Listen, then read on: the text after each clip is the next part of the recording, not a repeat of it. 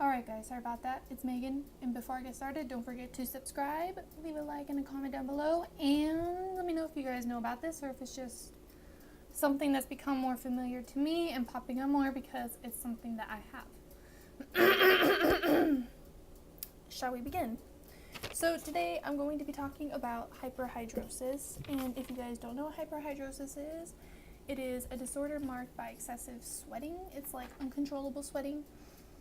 And it usually begins at puberty, and it affects the palms, the soles of your feet, your armpits, your groin area. If you're a woman, it affects under your chi-chis.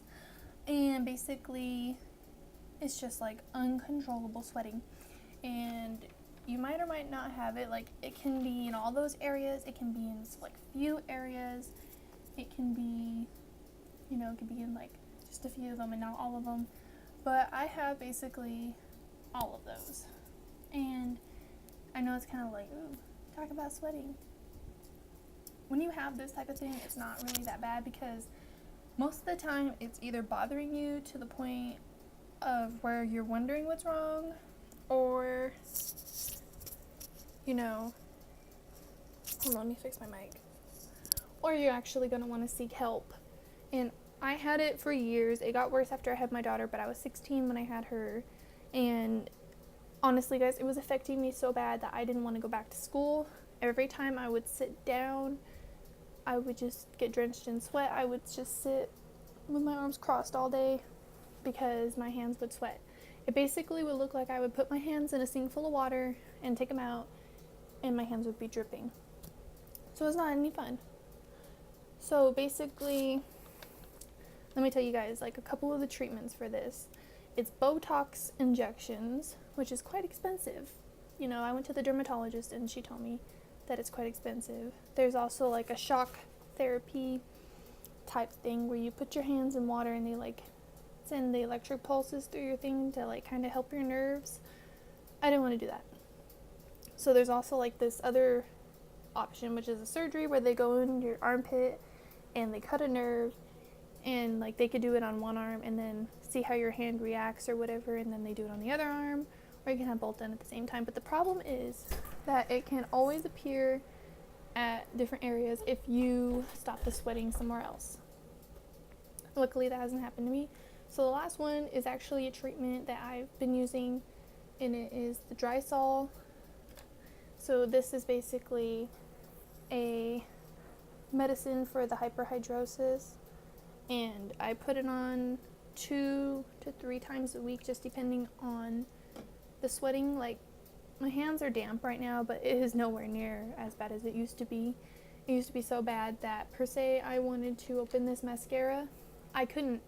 I would have to grab a towel and use it because my hands were so slippery, I couldn't open or close anything.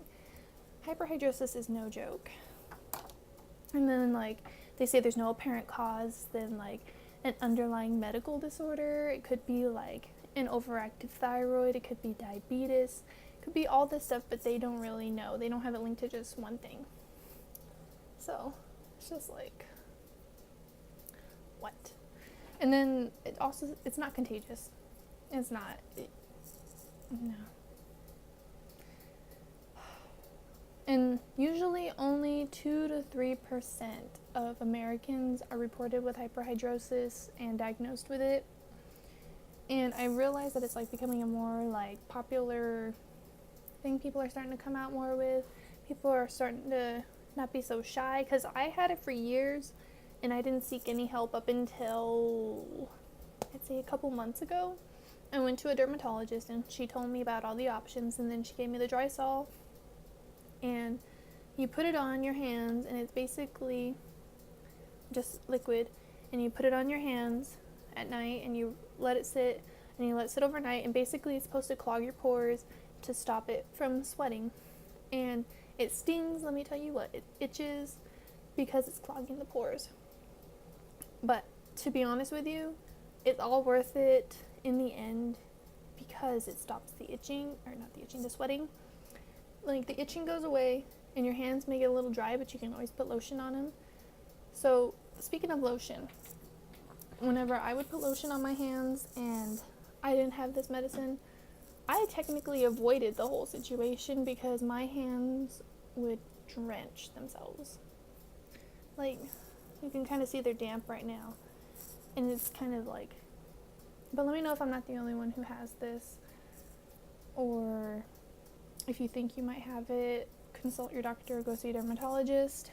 But this is all information that I looked up, I wrote down on my own, and I wanted to share it with you guys because, you know, I really wasn't so sure about what it was until I actually had to Google it one day, but then it was telling me all this other stuff, and then I saw the hyperhidrosis, but I didn't want to believe I had it. But, you know, it says, I was looking up, like, seeing if it's hereditary. They said it might not be hereditary, but my mom says she has it really bad, and I wonder if it is hereditary, but I don't think there's that much research on it, so I'm just giving you guys some information. I know this video is quite long, it's already 6 minutes, but I hope I've given somebody maybe some reassurance with their condition, and let me know if you guys would like to see more videos from me. I'm starting to get back into the whole YouTube gig again. I know I was gone for a while, and that's part of the reason why is, like, I was doing makeup videos and it was so embarrassing because I couldn't open the stuff. Like, oh my god, it was like anxiety. So I'm going to start doing makeup videos again. Maybe I'll do a get ready with me because I've been really into eyeshadows lately. So thank you guys for watching. Don't forget to give this video a big thumbs up.